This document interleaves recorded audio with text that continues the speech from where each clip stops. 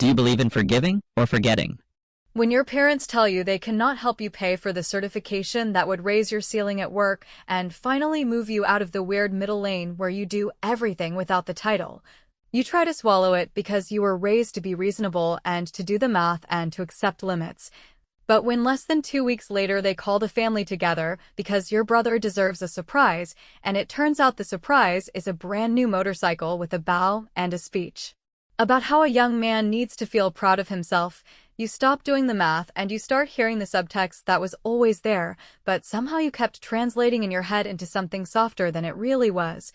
And I remember standing there pretending my face could hold neutral while inside I was splitting between anger and something that felt worse, because anger at least says you believe you should have been treated fairly, while the worse feeling says you were stupid for thinking you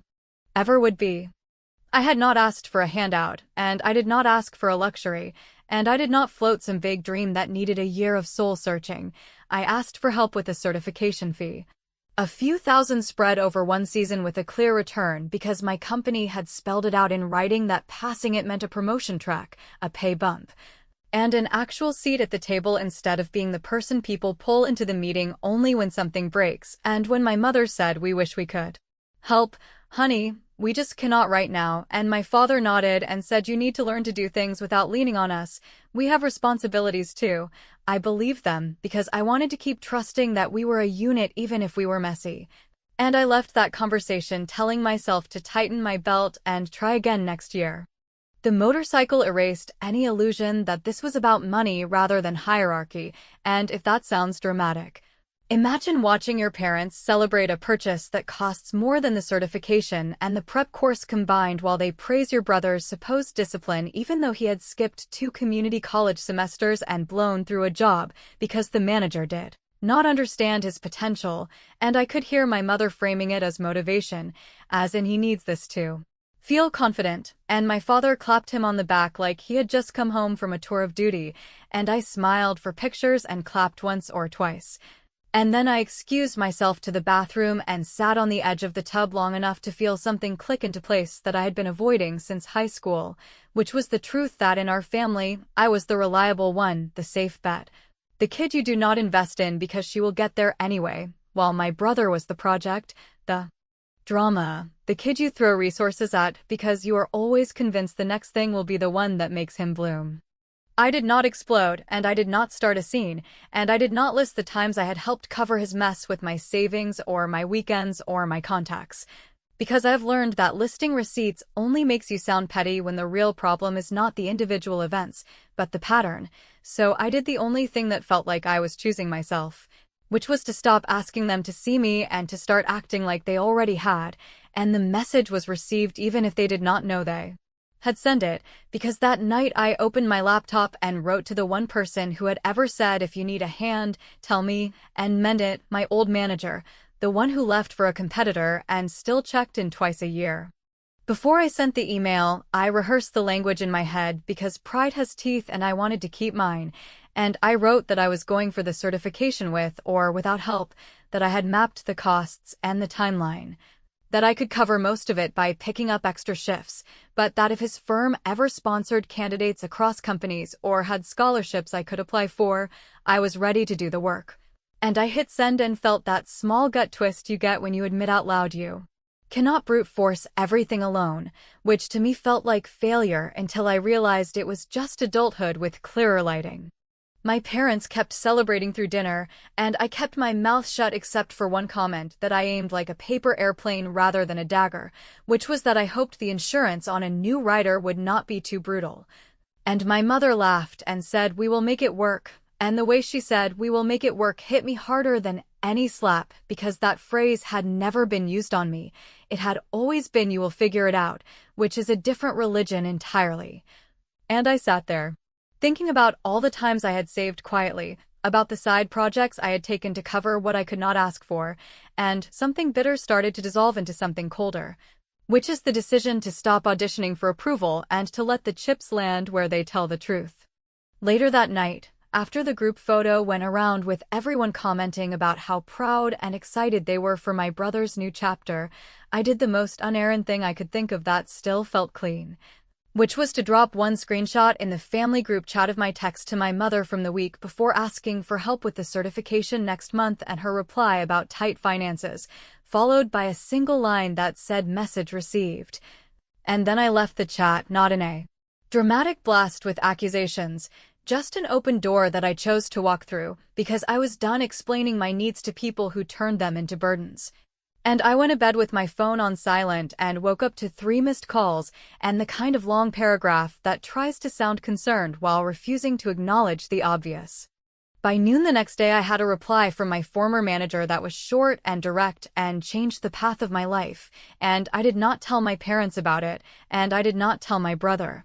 And I did not tell anyone except the one friend who had watched me run out of optimism last night and handed me her spare courage. The sponsorship was possible if I was willing to sign a commitment and relocate for a year. And I stared at that email knowing that my answer would rewrite everything, and I clicked reply and typed the first word, and that was the moment the plan for how I was going to even the score started to form in a way that felt steady rather than spiteful, because yes, I was going to take the help, and yes, I was going to move, and yes, I was going to make sure the next time my parents heard my name it would not be because I asked for anything at all.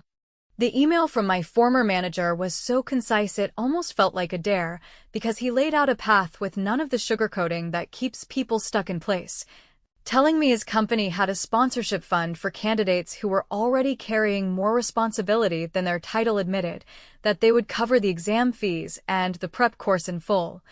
that they would assign a mentor who actually picked up the phone when you had questions, and that there was one condition only, which was relocation for at least 1 year so that I would be inside the building, inside the conversations, inside the uncomfortable stretch where people stop seeing you as support and start seeing you as a peer.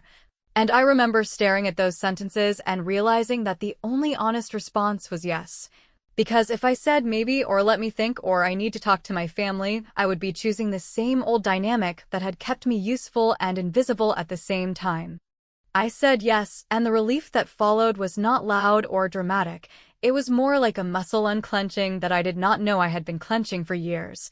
Because the money problem was solved by someone who believed the return on investment did not require a last name match or a guilt trip, and with the paperwork came a relocation package that did not feel glamorous so much as sane, and a start date far enough out that I could clean up the life I was leaving without turning it into a spectacle. And in that window, I made a list that looked small on paper but felt enormous in practice, a list of ties to cut that were not relationships so much as obligations I had accepted because saying no had always seemed mean. Which is how you end up being the person who organizes every family appointment, who edits resumes at midnight, who drives across town with jumper cables while being told you are too independent for your own good. I called my mother and told her I had found a way to pay for the certification and that I would be moving for work, and the pause on the line was longer than courtesy allows, followed by a polite congratulations and a question that landed like a brick dressed as a feather, which was who helped you, because it was not curiosity, it was an audit.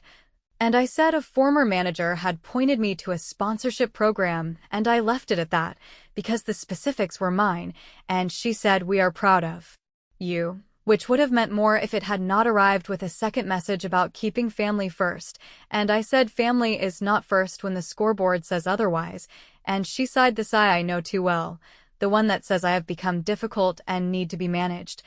And we ended that call with the kind of polite tone that makes outsiders think everything is fine. The next day my brother sent a text that did not bother with manners, asking if I could review his new job application because he wanted to lock something in before the end of the summer. And I read it twice before remembering that I had bankrolled 2 of his past interview outfits, rewritten 3 of his cover letters, and coached him through questions while he played a game on mute. And I realized that continuing to be his unpaid career counselor was not generosity, but participation in a system where my time was free and his future was a crisis only I could solve, so I did something that felt petty for 5 seconds and perfect after that, which was to send him a payment request for the small pile of money I had floated him over the last year with a note that said settling up before I move, and then I followed it with a single sentence that would have saved me years if I had learned it earlier, which was I cannot help with this. It sounds minor unless you understand the economy of a family where one person is the default helper, because the moment I pressed send I knew I had delivered a form of revenge that was not loud but surgical. A refusal to keep paying interest on a debt I never owed, and it landed exactly the way I knew it would, with my brother ignoring the request and my mother calling to say that money between siblings should not be transactional, and me answering that the motorcycle taught me everything I needed to know about transactions, and then there was silence again, the kind that pretends to be disappointment when it is really surprised that the vending machine no longer dispenses free snacks. I booked my move, I signed the commitment, and I changed my emergency contact from my mother to my mentor, which may sound cold unless you have stood in an emergency room filling out forms and felt the weight of who will actually show up without asking if you brought this on yourself. And I did one more thing that felt like lining up a domino for later,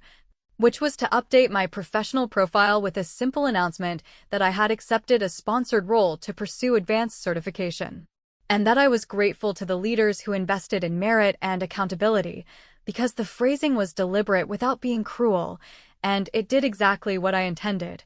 which was to start a whisper chain through the extended family without me saying a single unkind word. On my last night in town, I boxed up the trophies and certificates that had lived on a shelf at my parents' house as if they were communal achievements, and I delivered them to their doorstep with a short note that said these belong to the person who earned them, and that person is no longer available for display. And while that may sound petty, it was the cleanest way I knew to rewrite a boundary that had been blurred for years, and when my father called to ask if I was angry, I said I was not angry, I was finished, and that distinction changed the temperature of the whole conversation, because finished cannot be argued with, it can only be respected or resented, and either way it stands. The morning I left, I turned my phone on airplane mode and drove to the airport with a carry-on, a folder of documents, and the kind of quiet that comes when you stop auditioning for your own family.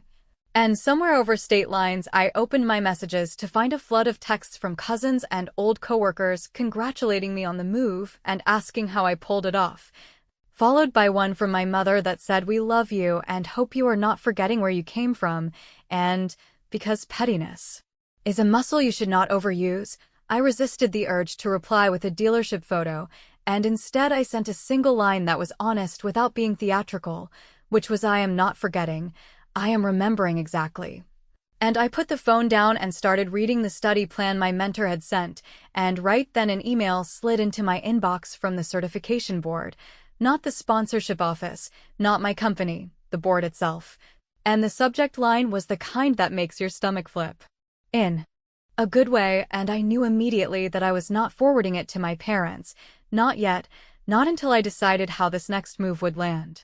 The email from the board was not a finish line so much as a green light with no speed limit, because what it said, in the understated language those committees love, was that my first attempt had been accepted for early seating based on my employer's sponsorship track and my prior work portfolio, which meant I would sit for the exam ahead of the regular window, and if I passed,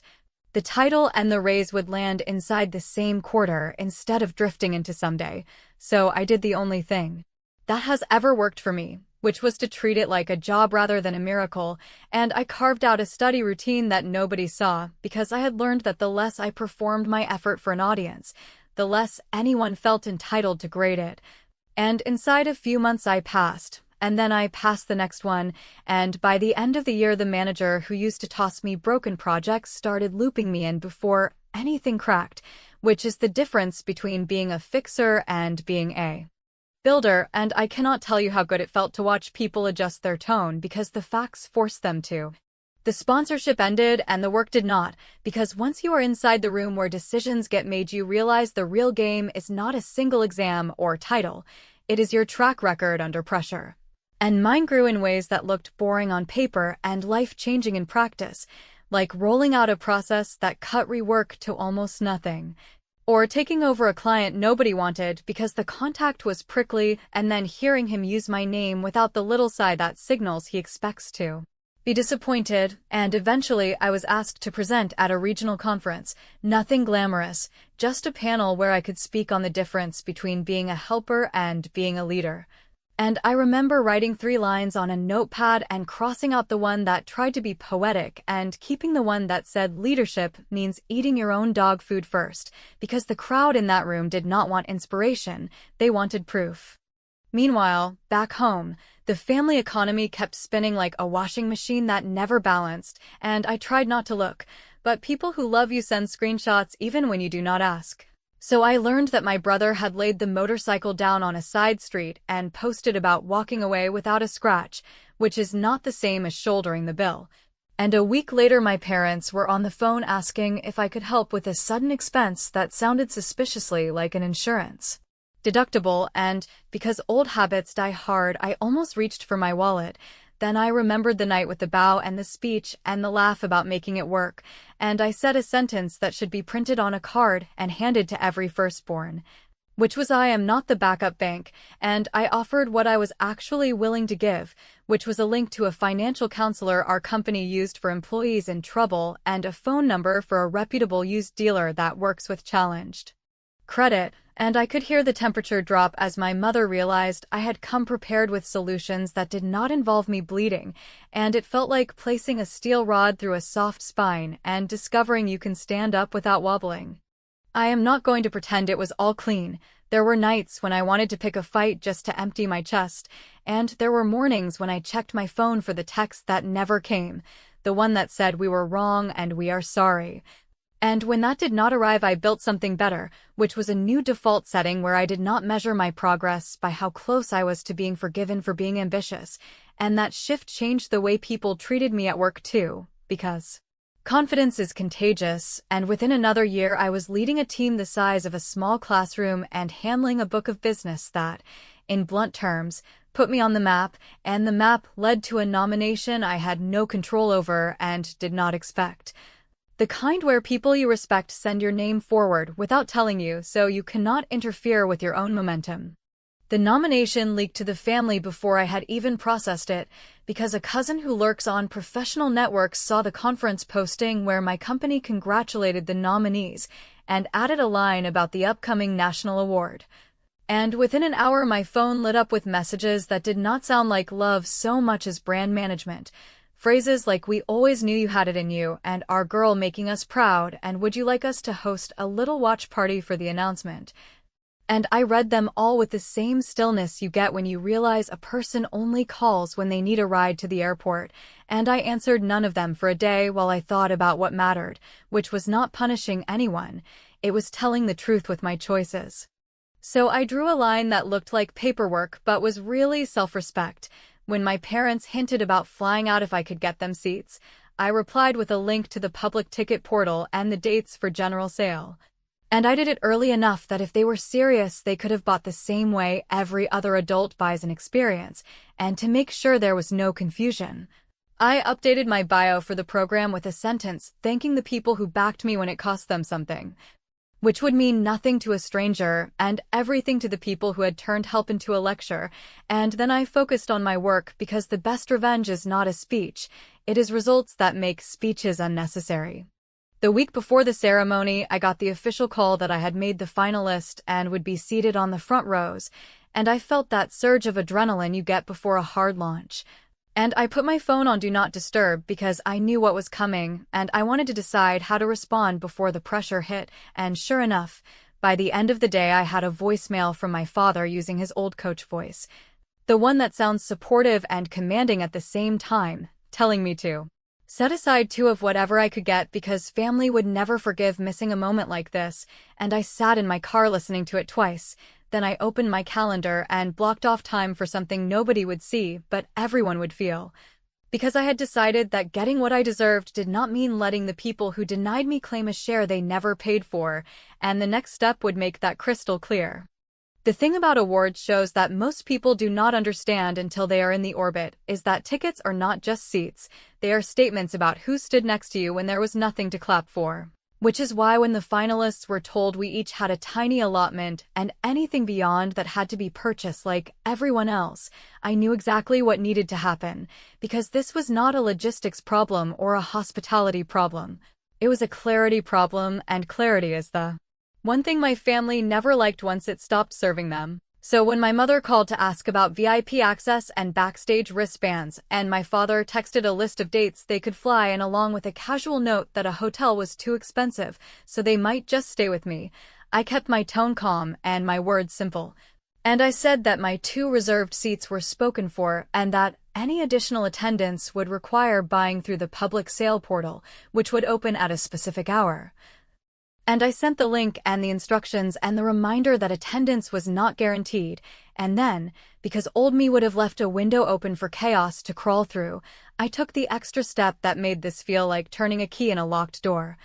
which was submitting my guest list in writing with government ID details for the 2 people who had actually paid me in their own currency when I needed it, my mentor and the former manager who had staked his reputation on my sponsorship, and next to their names I wrote the words no transfer and no exception, because I knew exactly how the lobby pleading would go if I left even an inch of space.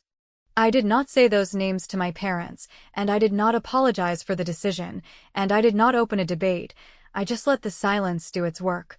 Because one of the truest things I have learned is that a boundary without enforcement is an invitation to negotiate forever, and I was done negotiating my own life. Instead, I wrote a message that was both kind and immune to interpretation, thanking them for their excitement, reiterating that the ticket office would handle all sales first come first served, and explaining that nominees had been asked not to hold seats for anyone outside their allotment because of security and timing, which was not a lie even if it conveniently missed the part about me actively choosing who my 2 would be. And when my mother replied with a line about family having a right to witness milestones, I let the text sit while I ordered a frame for a certificate I had never bothered to display and arranged for it to be hung in our office lobby next to the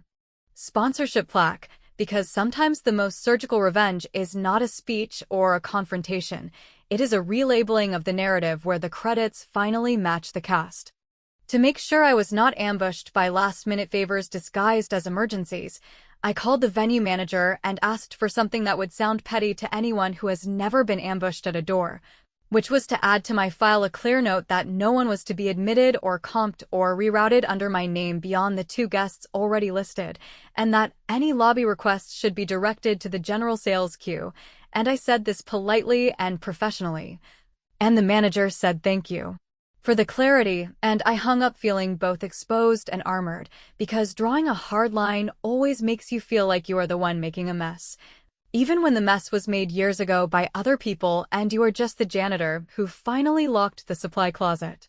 My brother tried a different angle, sending a message that read like a joke with a hook, something about how it would be good optics to show family unity on camera if my name got called, and I stared at that phrase good optics until it stopped buzzing, because I realized that for them this was not about me at all, it was about being attached to the image of me, and I answered with the politest sentence I could manufacture that still carried a blade, which was that unity is not a prop, and if he wanted to support me he could start by settling the payment request from months ago, and I watched the typing bubble appear and disappear 3 times, and then nothing, and that nothing felt like the cleanest air I had breathed in a long while. With the seating set and the noise mostly contained, I did one more thing that I knew would land later with the force of a truth bomb wrapped in good news, which was to finalize paperwork I had been quietly drafting with my mentor for a small internal fund that would reimburse certification exam fees for junior staff who met clear, measurable criteria. And to make the point without drawing blood, I asked to name it with a phrase my mother had thrown around for years whenever I was the one being asked to carry a weight, something about making it work, and while that might sound like a jab, I chose it because I wanted every future recipient to hear that line and flip it in their head from a demand to a promise. And I timed the announcement to go out on the morning of the ceremony, knowing the people who needed to understand would understand, and the people who wanted to center themselves would miss it entirely while they refreshed the ticket page. The public sale came and went, and I did not ask if my parents bought anything, and they did not volunteer the truth, and a cousin messaged me a screenshot of a group chat where someone complained that the site had sold out too fast and surely nominees could pull strings. And I felt the familiar tug to smooth, to fix, to rescue, and I did nothing, because that tug is not love, it is training, and breaking my training has been the most adult thing I have ever done. Instead, I forwarded my itinerary to my mentor and my former manager, confirmed our meeting point outside the VIP entrance, and set up a filter on my phone so that any text containing the word ticket, pass, wristband, or urgent would be muted until the next morning. Which felt dramatic until I realized that the only way I was going to walk into that building with my head clear was if I refused to carry one more bag that did not belong to me. The day before the ceremony, right as I was leaving a prep meeting, the venue manager called to confirm arrivals and asked carefully if I was aware that two individuals claiming to be my parents had already been contacting the box office, insisting there were envelopes waiting under my name and threatening to call the press if they were not accommodated. And I thanked her for the heads up and told her the file note was accurate and that no envelopes would be created, and when I hung up my hands were steady in a way I did not expect, because there it was, the pattern playing its last notes, loud and familiar and completely powerless this time. And as I walked back to my desk, I saw a new email slide in with the subject line "Reserved Seating Confirmation" and a second one from the award committee with a request to confirm the pronunciation of my name for the stage. And I clicked open both and felt a kind of quiet I had never felt around my family before, the quiet that comes when you realize the next move belongs entirely to you, and that the people who used to spin you like a top are about to find out what happens when you stop. Award day did not feel like a coronation or a showdown so much as a test of whether I could keep my word to myself when the pressure to perform old roles got loud. Because from the moment I woke up there were messages coming in that tried to make their urgency my problem. Relatives asking if I could just check the list. A neighbor of my parents announcing she would tag along to help them find parking. And a voicemail from my father that started with a cheerful update about their flight landing early and drifted into a confident assumption that of course someone as important as me would have a way to get them inside even if the public sale had been a mess, and I listened, and I did not reply. And I sent one group text to the only two people who had seats under my name with a simple "see you at the entrance," because the smallest acts of discipline are often the hinge on which the big door swings, and I was not going to hand the hinge to anyone else. The drive over was quiet for reasons that had nothing to do with scenery and everything to do with the way your body knows when you are about to undo an old pattern, and when I stepped out and saw my mentor waiting with that look that mixes pride with no-nonsense focus,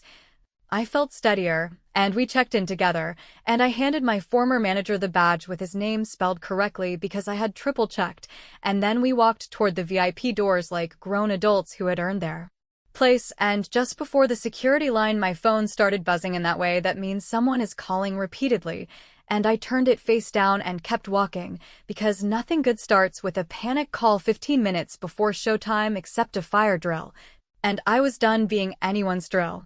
Inside the lobby I could hear the murmur that always precedes scripted applause, and I could also hear the very specific sound of a situation brewing near the general entrance. Not shouting exactly, but that clipped tone people use when they think roles are flexible for them, and I did not turn my head because I already knew what it was, and security knew too because the manager gave me a small nod that said "we are handling it." And that was the first moment all day when I felt the plan settle into place without me pushing, because that is what boundaries do when you build them correctly. They enforce themselves without theatrics, and while they handled the lobby, I did the one thing that mattered for the next hour, which was to sit down, breathe, and review the 3 points I had scribbled for a speech I was not sure I would give, and each point was blunt enough for radio, because I had promised myself that if I touched that stage, I would speak to the people who actually paid the price with me, not to the crowd that wanted to be seen nearby. The ceremony unfolded in that professional way these things do, brisk and careful, and when the category before mine wrapped and they moved to ours, I had that flash of doubt you get when you are about to be judged in public and the old tapes try to roll. The ones that say you are too much or not enough or temporary, and I pressed a thumbnail into my palm to interrupt the script, and I heard the announcer say my name with the correct cadence because I had sent the phonetics in advance, and then I heard it again with the word "winner" attached, and I stood up because my legs remembered how, and I walked to the stage while a camera light found me, and I did not look toward the doors because I did not need to. On stage the microphone felt like any other microphone, which is to say it will broadcast whatever you feed it, and I fed it the truth in clean sentences. Thanking the mentor who picked up late calls and the manager who stuck his neck out when nothing about me was a sure bet. Thanking the team that did the work that never makes highlight reels.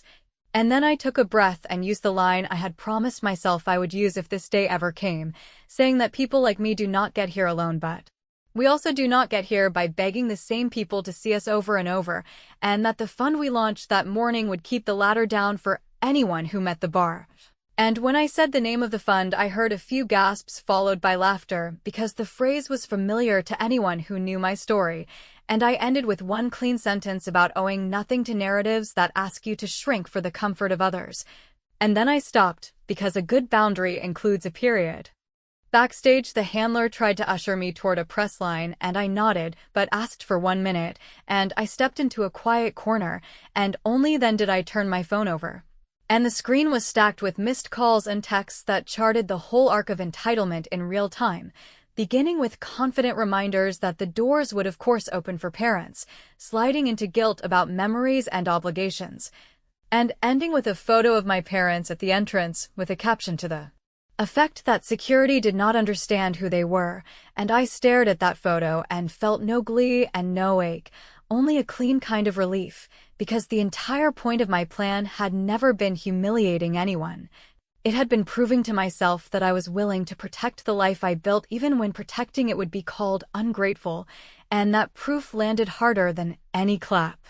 I walked the press line, I answered the softball questions, I skipped the ones that tried to bait me into a family confession. And when it was over, I met my 2 guests in the hallway and handed them each an envelope I had prepared earlier with a letter that said what I had never been able to say in a group text, thanking them for staking their names on mine when it could have backfired, and telling them that every junior employee who passes a certification on our team will know their names even if my parents never do. And as we left the building, the crowd outside was still milling and the night had the buzzing rhythm of an event letting out. And my phone vibrated again with a last message from my mother asking if I could come out to talk for just a minute, because they did not fly all this way to stand on the sidewalk. And I stared at the words and decided that sometimes the most generous thing you can do for people who keep trying to rewrite your story is to leave them exactly where their choices put them. So I powered the phone down, I thanked security with a nod, and I stepped into the car with my mentor and my former manager, and as the door shut I knew the plan had reached its final move, not because I had won a trophy, but because I had finally refused to rent my victory to people who charged interest, and whether I called home next week or next year would be my decision, not a duty, which meant the scoreboard had been reset to honest, and honest was all I ever wanted.